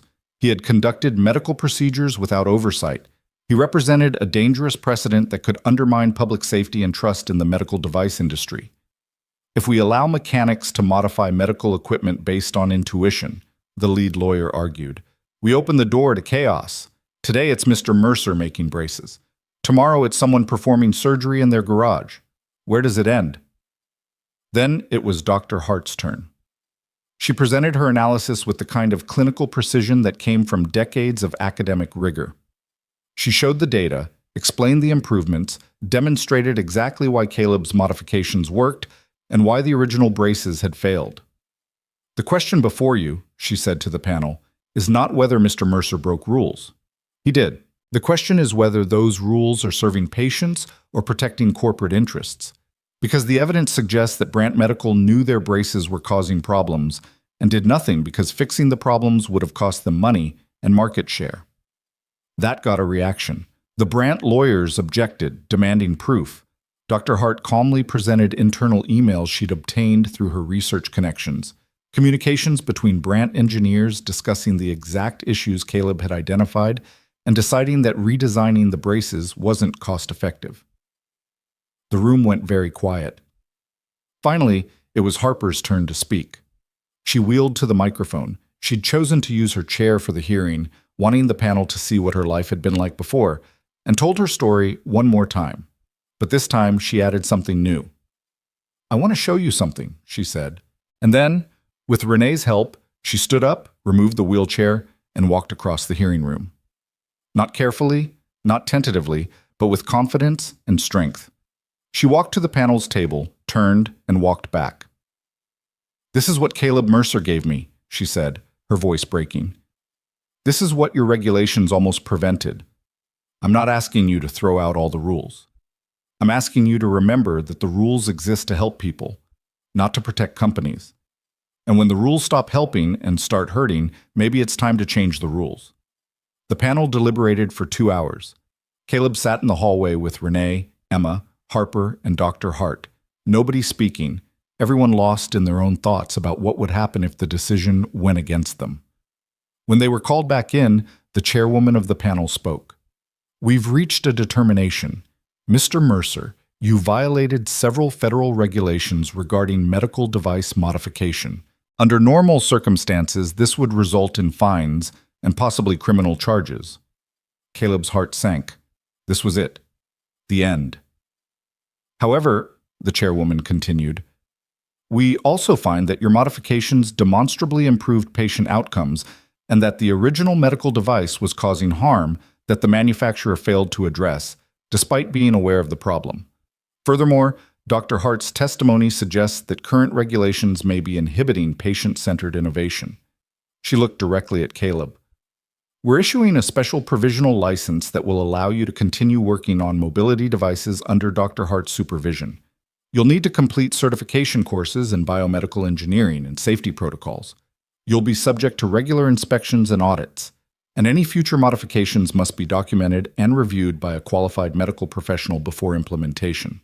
But we're not going to punish you for helping someone when the system failed them. The room erupted. Renee grabbed Caleb's hand. Harper was crying. Emma was grinning like she'd just won the lottery. Even the lawyers looked surprised. It wasn't everything. It wasn't complete vindication. But it was enough. It was a door opening, a possibility, a chance to keep helping people without destroying his life in the process. Outside the hearing room, reporters swarmed them with questions. This time, Caleb didn't hide. He stood beside Harper and answered honestly, talking about his brother, about promises kept, about the importance of listening to patients instead of just following protocols. That night, back in their hotel, Renee ordered room service for everyone, a celebration that felt both earned and fragile. They ate and talked and laughed, the tension of the past weeks finally releasing. What happens now? Harper asked. You're officially going to do this? Help other people? Caleb looked at Dr. Hart, who nodded encouragingly. I guess so. If people want my help and Dr. Hart thinks I won't kill anyone, we'll see what we can do. We'll do more than see, Dr. Hart said. We're going to change how this industry thinks about patient care, starting with you getting those certifications so this provisional license becomes permanent. Emma raised her soda can in a toast. To Caleb Mercer, the world's most overqualified mechanic. They all drank to that, even as Caleb wondered what he'd gotten himself into and whether he was ready for what came next. But ready or not, what came next arrived fast and relentless. The hearing had made national news, and within days, Caleb's phone was flooded with messages from families desperate for help. Parents whose children struggled with braces that didn't fit right. Veterans whose prosthetics caused chronic pain. People who'd been told to accept their limitations because that's just how the equipment worked. Caleb read every message, his heart breaking a little more with each one. A mother in Ohio whose 7-year-old daughter cried every morning when putting on her leg braces. A former Marine in Texas who'd given up on his prosthetic arm because it caused more problems than it solved. A teenager in Oregon who'd stopped going to school because her wheelchair was so uncomfortable she couldn't sit through a full day of classes. I can't help all these people, he told Dr. Hart during one of their phone calls. I don't have the resources, the space, the knowledge. Then we build the resources, Dr. Hart interrupted. Caleb, you've proven the concept. Now we need to scale it. That means funding, facilities, and training others to do what you do. Scaling meant money, and money meant Renee Vale. She'd been quietly working on something in the background, and 2 weeks after the hearing, she invited Caleb to lunch at a restaurant so expensive he felt underdressed in his cleanest shirt and newest jeans. I want to fund a lab, Renee said without preamble, once they'd ordered. A proper facility where you can work on mobility devices under Dr. Hart's supervision. Equipment, materials, staff, whatever you need. Caleb stared at her. That would cost millions, I'm aware. Renee's expression was calm, businesslike.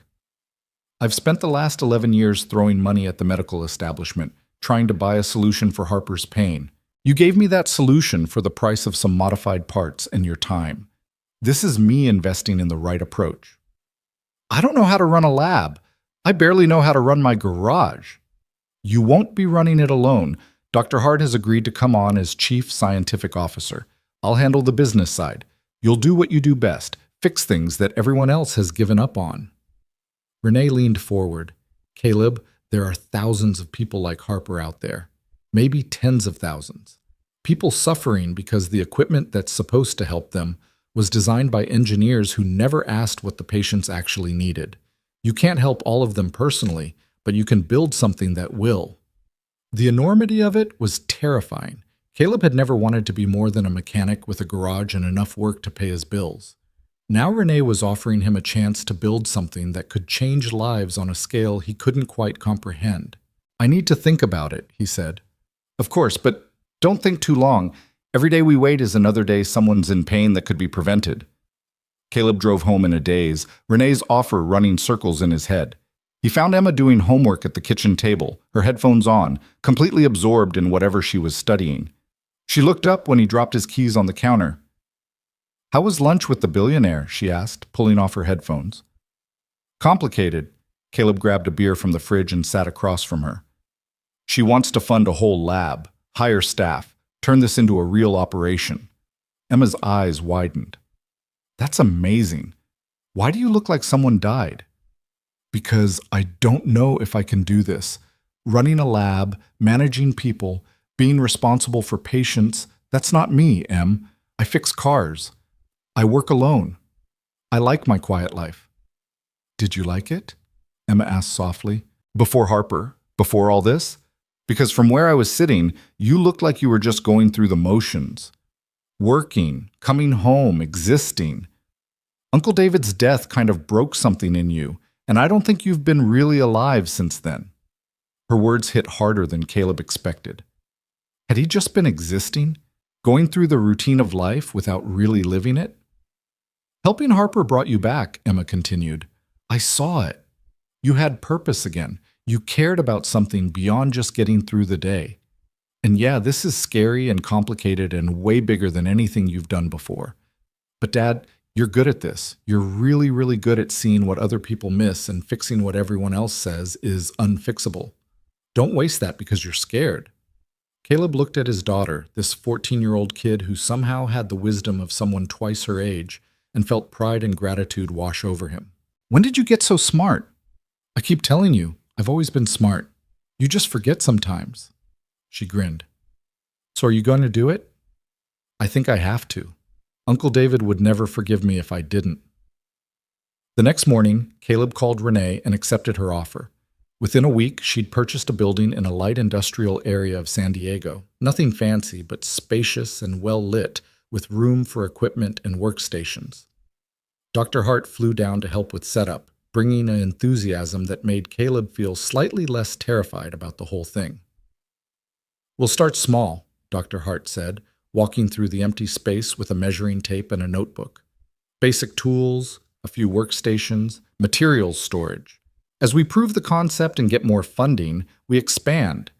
But the core principle stays the same. Listen to patients, understand their actual needs, design solutions that work with their bodies instead of against them." They named it Mercer Mobility Lab, though Caleb argued unsuccessfully for something that didn't have his name in it. Renee insisted that his name carried weight after the hearing, that people would trust a place named after the mechanic who'd helped her daughter when no one else could. The build-out took 6 weeks. During that time, Caleb started his certification courses in biomedical engineering, studying at night after working at the garage during the day. The material was dense and technical, full of concepts he had to wrestle with, but Dr. Hart was patient in explaining things, and Caleb discovered he had a talent for the practical applications, even if the theory sometimes escaped him. Emma helped where she could, quizzing him on terminology and biomechanics, turning his study sessions into competitions to see who could remember more details. It was good, having her involved, watching her take pride in what her father was building. Harper became a fixture at the lab during setup, offering input on design from a patient's perspective. She tested every piece of equipment, every workstation height, every element of the space to make sure it would be accessible and welcoming to people with mobility challenges. "Most medical facilities are designed for able-bodied people," she explained to Caleb one afternoon. "Tall counters, narrow doorways, furniture that's hard to get in and out of. If we're going to help people, we need to make sure they feel comfortable here." Her insights were invaluable, catching things Caleb and Dr. Hart would never have considered. The result was a space that felt less like a medical facility and more like a workshop, functional and welcoming, with natural light and comfortable seating and an overall atmosphere that said, "You're safe here." The first official patient arrived 3 days after the lab opened. Marcus Chen was a 12-year-old boy with cerebral palsy, his leg braces causing pain similar to what Harper had experienced. His mother had driven 6 hours from Los Angeles after seeing Harper's story on the news. "The doctors say the pain is normal," Mrs. Chen explained, her hand on her son's shoulder. "They say he needs to strengthen his muscles, that he's not trying hard enough. But I watch him struggle every day, and I know something's wrong." Caleb examined Marcus's braces using the same methodical approach he'd used with Harper. The problems were different. Marcus's braces were too rigid, not allowing for the natural variation in his movements, forcing his body into positions it couldn't comfortably maintain. But the underlying issue was the same: equipment designed for a theoretical patient rather than the actual human wearing it. "I think we can help," Caleb said, "but it's going to take some time. I'll need to take detailed measurements, understand how Marcus moves, figure out what adjustments will work best for him specifically." The relief on Mrs. Chen's face was almost painful to witness. "How much will it cost? We don't have a lot of money." "Nothing," Renee said, appearing from the office area. She'd been working there most mornings, handling the administrative side of the operation. "The lab is funded. We're not here to make money off people's pain." Mrs. Chen started crying, and Marcus hugged his mother while Caleb and Renee gave them privacy. Once they'd composed themselves, Caleb got to work, spending 3 hours documenting everything about Marcus's braces and his body's relationship to them. The modifications took a week. Caleb worked under Dr. Hart's supervision, documenting every step, every decision, every test. When Marcus returned to try the adjusted braces, his first steps were tentative but increasingly confident. "It doesn't hurt," he said, wonder in his voice. "Mom, it doesn't hurt." He walked around the lab, then broke into an awkward run, laughing with pure joy. His mother cried again, but these were tears of relief and gratitude. Watching them, Caleb felt that same sense of purpose Emma had talked about, the feeling that what he was doing mattered in a way that transcended just earning a living. Word spread quickly after that. More families came, each with their own stories of pain and frustration and equipment that didn't work right. Caleb worked on each case methodically, learning from every patient, refining his approach. Dr. Hart provided scientific oversight and helped him understand the underlying principles behind what his intuition was telling him. Harper became an unofficial patient advocate, talking to families, sharing her own story, helping people understand what to expect from the process. She had a gift for it, a way of connecting with people who were dealing with challenges she understood intimately. "You should make this official," Renee told her daughter one evening. "Not just volunteering here, but actually working. You're good with people, good at explaining complex medical stuff in ways they can understand." Harper considered it. She'd been taking online classes, working toward a degree in something she hadn't quite figured out yet. "You think I could do it? Actually work here?" "I think you're doing it already," Caleb said. "We just need to make it official and pay you for it." So Harper joined the team as patient coordinator, a role that quickly expanded to include advocacy, education, and outreach. She started a blog documenting her journey and the lab's work, attracting attention from media outlets and disability rights organizations.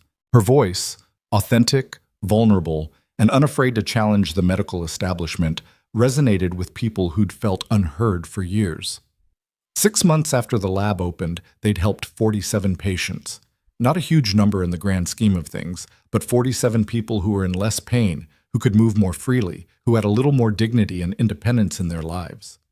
Each one felt like keeping the promise Caleb had made to David. Then came the call that changed everything again. A representative from the National Institutes of Health wanted to visit the lab, to see what they were doing and discuss potential funding for a larger study.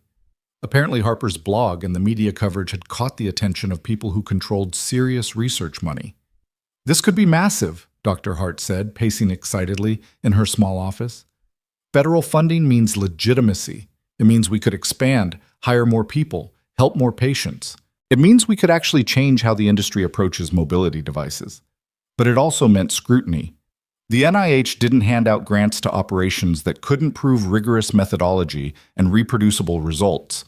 They'd need documentation, data, protocols, all the things Caleb had been learning but wasn't entirely comfortable with yet. The NIH representatives arrived on a Tuesday morning, 3 people in business casual, carrying tablets and notebooks, looking around the lab with expressions Caleb couldn't quite read. They interviewed him, Dr. Hart, and Harper. They examined case files, reviewed modifications, asked pointed questions about safety protocols and outcome measurements. After 4 hours, the lead representative, Dr. Patricia Flores, sat down with the core team. I'll be honest, this is unusual. We don't typically fund operations run by someone without traditional credentials, but your outcomes are undeniable. The patient satisfaction data is extraordinary. And Dr. Hart's involvement gives us confidence in the scientific rigor. But, Caleb prompted, hearing the hesitation in her voice, but we need more documentation. Formal studies comparing your modified devices to standard equipment, peer-reviewed publications, evidence that this approach works consistently across different patient populations. Dr. Flores paused. If you can provide that, we're prepared to fund a 5-year study that could transform how mobility devices are designed and prescribed. The amount she mentioned made Caleb's head spin. It was enough to expand the lab significantly, hire additional staff, help hundreds or even thousands of people, but it also meant committing to the academic side of things, the research, the publications, the bureaucracy that Caleb had spent his whole life avoiding. Can we have some time to discuss it? Dr. Hart asked. Of course, take a week, talk it over. But understand, this opportunity won't come around again. The NIH is interested now because you're novel and getting attention. That window will close eventually.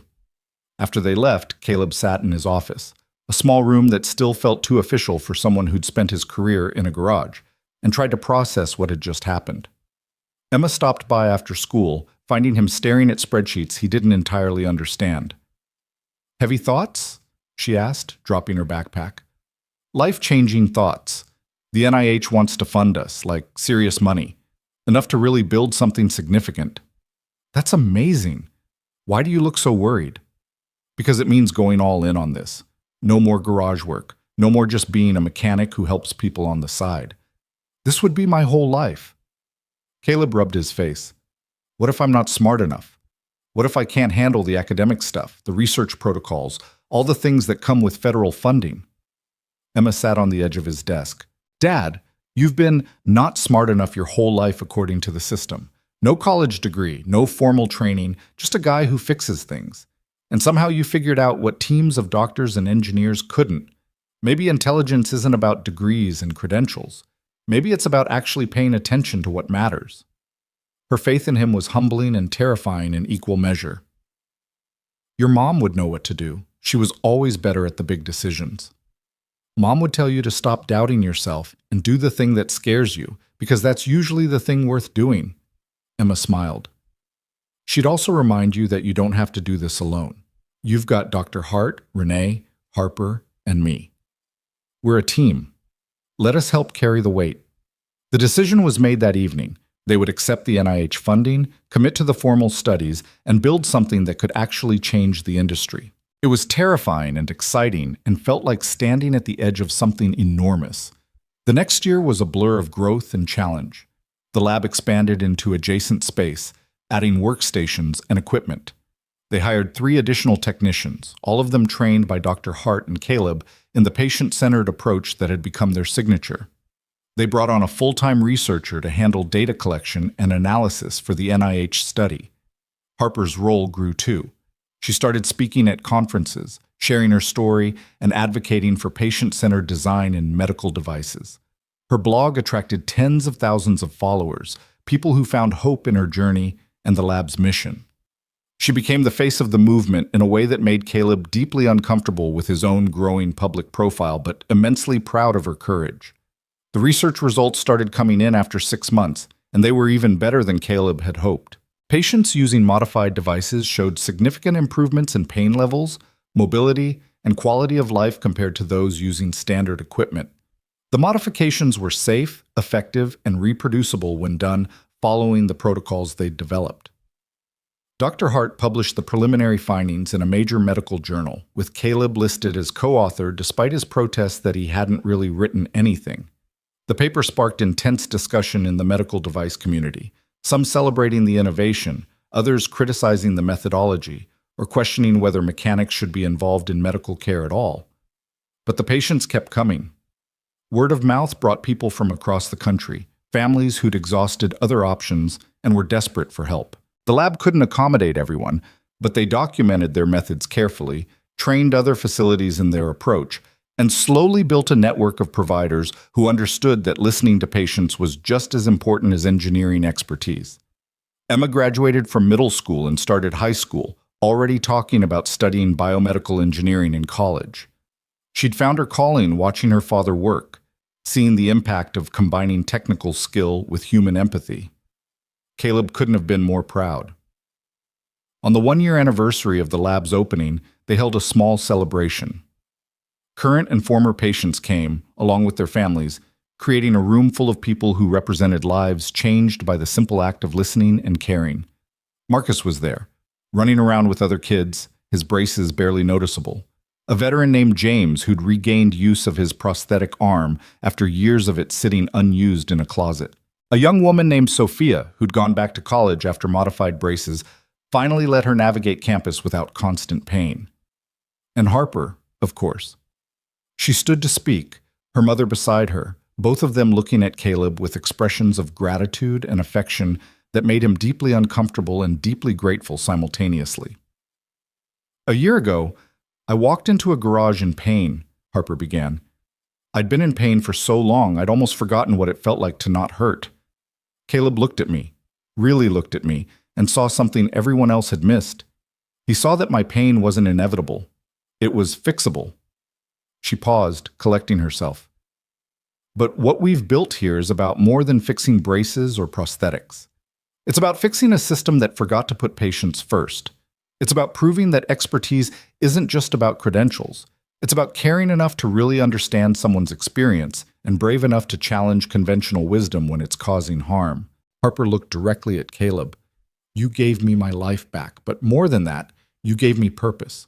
Working here, helping other people find the same relief and freedom I found, that's become my life's work. Thank you for seeing me when I felt invisible. Thank you for not giving up when things got hard.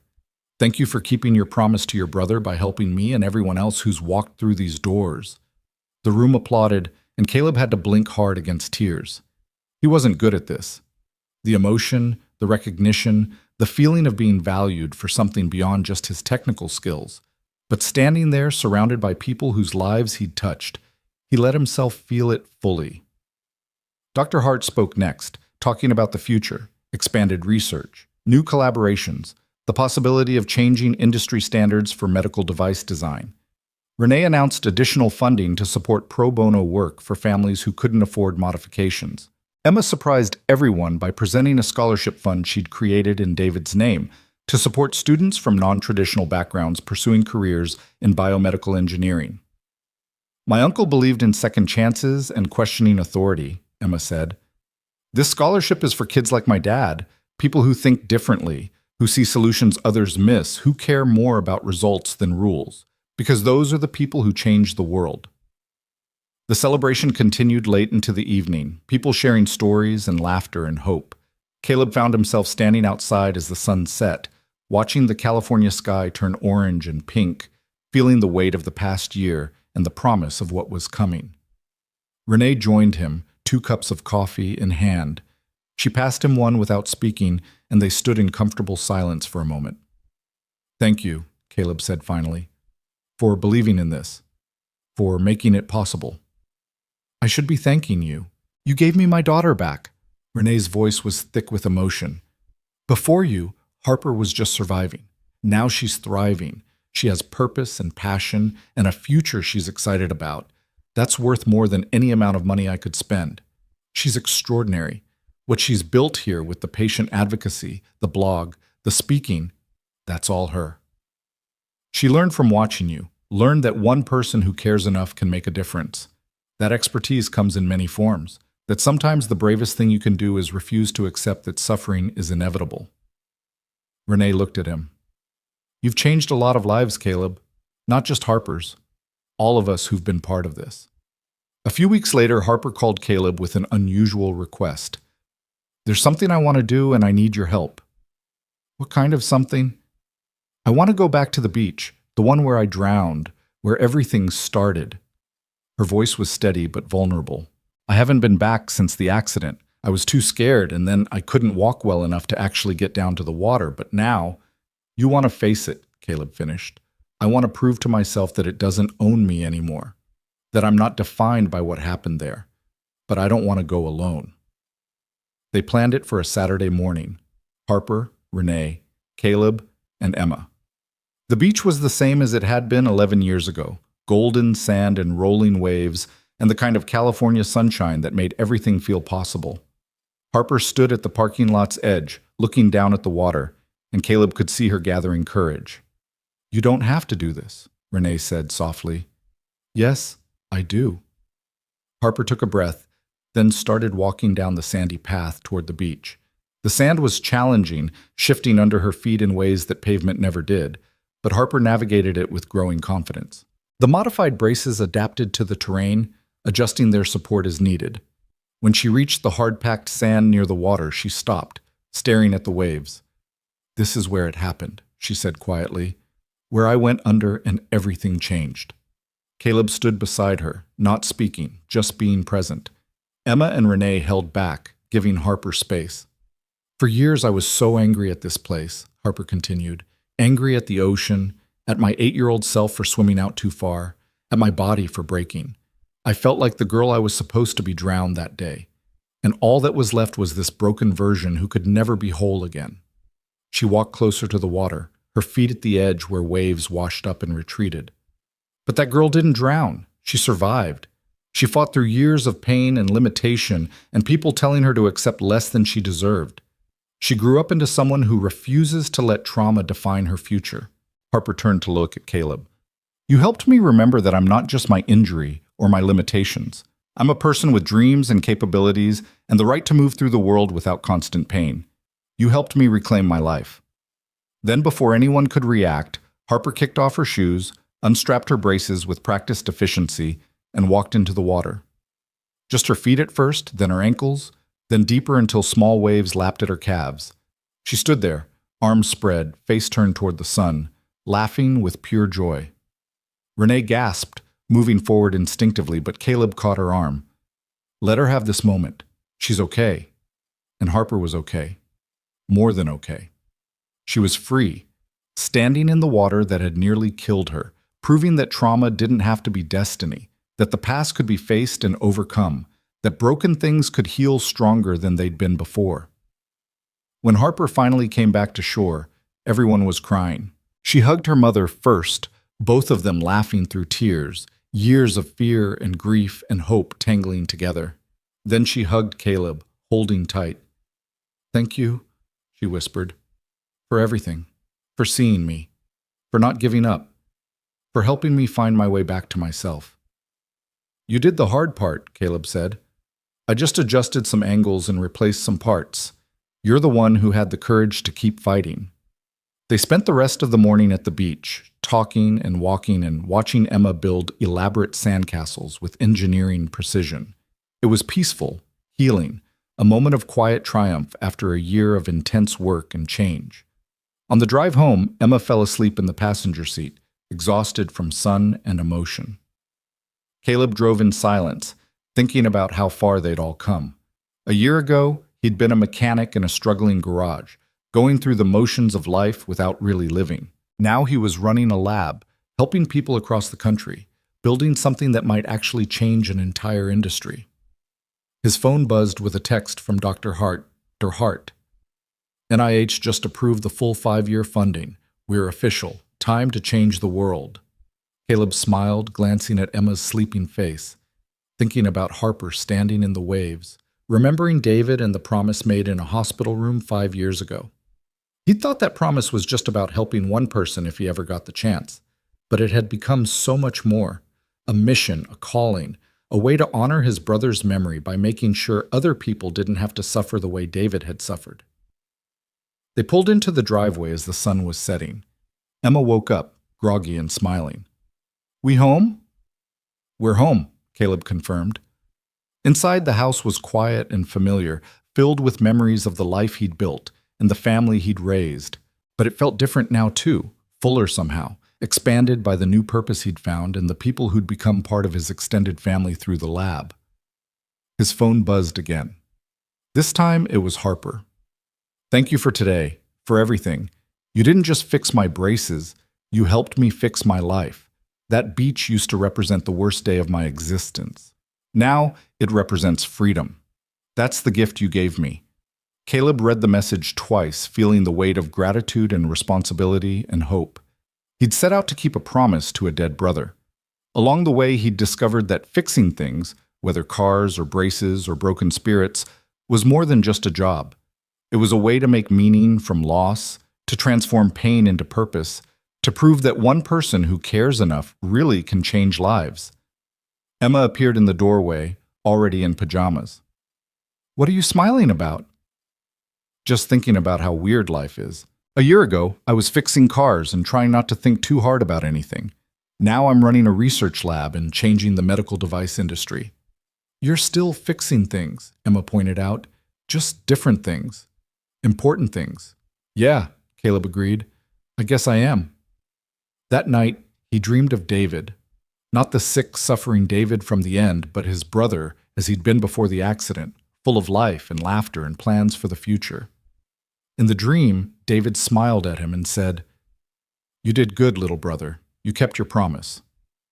Caleb woke up with tears on his face and peace in his heart. The journey from a mechanic's garage to a federally funded research lab had been unexpected and often terrifying. But it had also been necessary, meaningful, and exactly where he was supposed to be. Mercer Mobility Lab continued to grow over the following years. They helped thousands of patients, published groundbreaking research, and slowly but surely changed how the medical device industry thought about patient-centered design. Harper became a nationally recognized advocate for disability rights, speaking at conferences and advising companies on how to actually listen to the people using their products. Emma went to college for biomedical engineering, already planning to come back and work at the lab after graduation, carrying forward the mission her father had started and her uncle had inspired. Renee split her time between her biotech company and the lab, using her business expertise to scale their impact while never forgetting that it had all started with a broken-down Rolls-Royce and a mother's desperate hope. And Caleb kept doing what he'd always done, listening to people who were suffering, seeing problems everyone else had missed, and fixing things one careful adjustment at a time. He never got entirely comfortable with the recognition or the accolades. He was still, at heart, just a mechanic who'd made a promise and refused to break it. But he'd learned that sometimes being just something was enough. That expertise came in many forms. That caring deeply and paying attention closely could be just as valuable as any credential or degree. That one person, working with stubborn love and careful hands, really could build miracles. Not by magic or genius, but by the simple revolutionary act of listening to what people needed and refusing to accept that their suffering was inevitable.